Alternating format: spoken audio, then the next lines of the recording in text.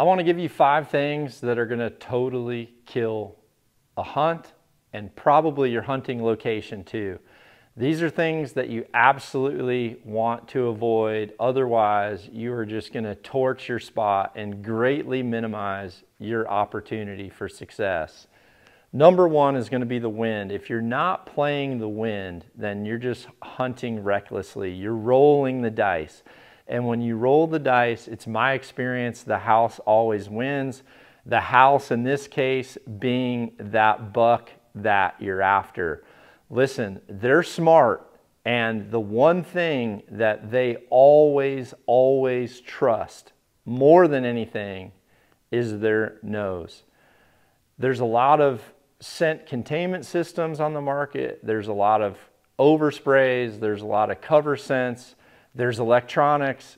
Listen, there's a lot of things that can help, but also are not absolutes. They're not 100% guaranteed. And it's my experience that when they work, they definitely help you out of a bad situation, but they certainly don't work all the time. So playing the wind is number 1.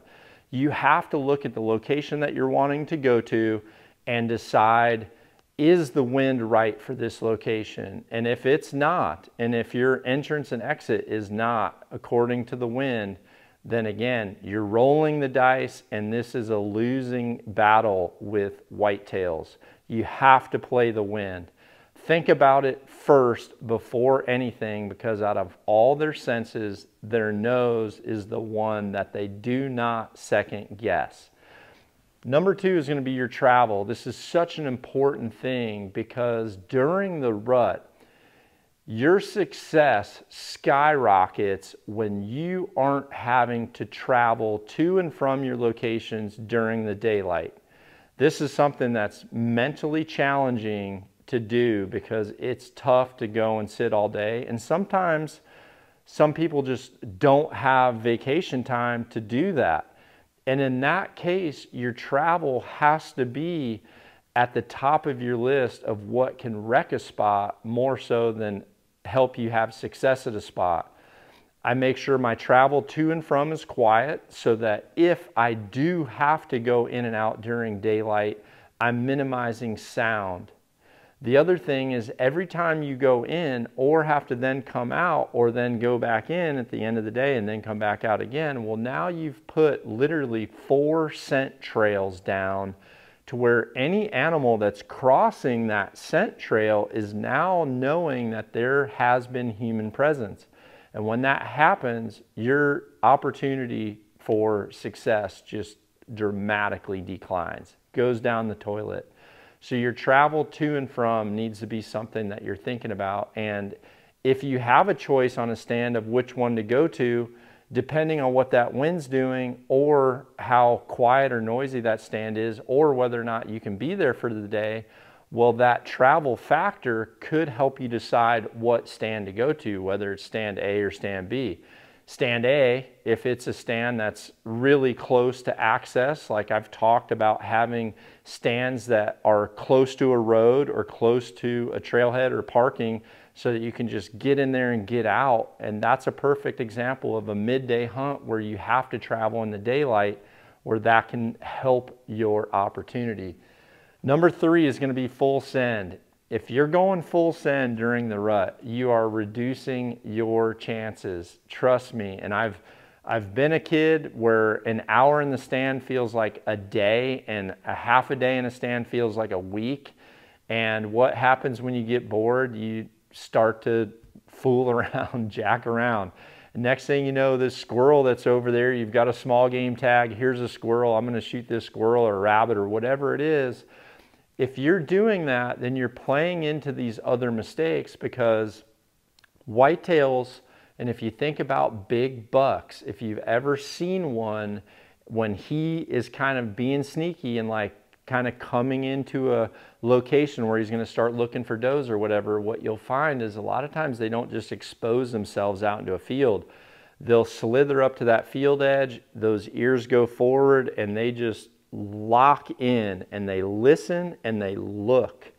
And what they're trying to do is have one of those senses identify another deer, and then they're going to rely on number one, which is scent, circling around and trying to then smell that to know that it's another deer, so that then they can go about what they're going to do. So if you're making shots off a stand at small game during the rut, then you're giving sound and possibly sight. If that bow goes off and there's a buck that you haven't seen yet, he's out in some CRP or, you know, in a thicket, next thing you know, he stands up and here's you over there loading another arrow, or, you know, checking them out with your binoculars, or there's a squirrel running off through the leaves and starts barking at you. Well, these are all things that can wreck your hunt, give you away. So don't go full send during the rut unless it's on something you want to put your tag on. Number 4, forcing it. This plays into some of the things I talked about earlier. If you have a stand location that you want to go to, but you know deep down it's the wrong wind, it's going to be loud getting in there, I've got to come out to go to work by 11 o'clock, you're literally putting an exclamation point on these first 3 things that I'm talking about. So at that point, you're forcing it, you're rolling the dice, and you're already playing into 4 out of 5 things that I'm telling you will wreck your hunt. So don't force it. If there's a stand location that you've got a picture of a buck, you know, your stealth cam just showed a picture of this buck, you know he's in the area, but your wind is wrong or it's a hard place to travel, can you at that point be mobile and be in the vicinity, but not necessarily on the pinpoint, to where you can still have an opportunity to call and get that animal to come to you, since you're now having the wind in your favor and you've slipped in there without them knowing. So obviously forcing it could again be rolling the dice, and if you roll the dice, you are not going to win the majority of the time when it comes to big bucks. Number 5 right here, overcalling. It's easy to overcall because, again, just like with full send, there's boredom involved with all day sits. So if you're bored and you just start calling and calling and calling to pass time, you're going to have negative effects. I personally wait for the sun to come up in the morning. I wait for things to settle. I do the same thing that a big buck does. I listen and I look and I scan my area. And if I know my area is clear, then I will definitely rattle and maybe grunt a few times at first light. Now, if you do think, you know, you hear a deer and maybe you don't want to rattle because there's other, you know, deer close that you can see and you don't want to give away your location from that sound, then maybe a couple light grunts would be a good way to start. But overcalling is definitely going to have negative effects. I call every hour is what I do. I set my watch. If I'm looking and listening for that time and the coast is clear and there's nothing right here on top of me or close by that's immediately going to pinpoint me when I'm trying to go through a rattling sequence, then I do my rattling sequence.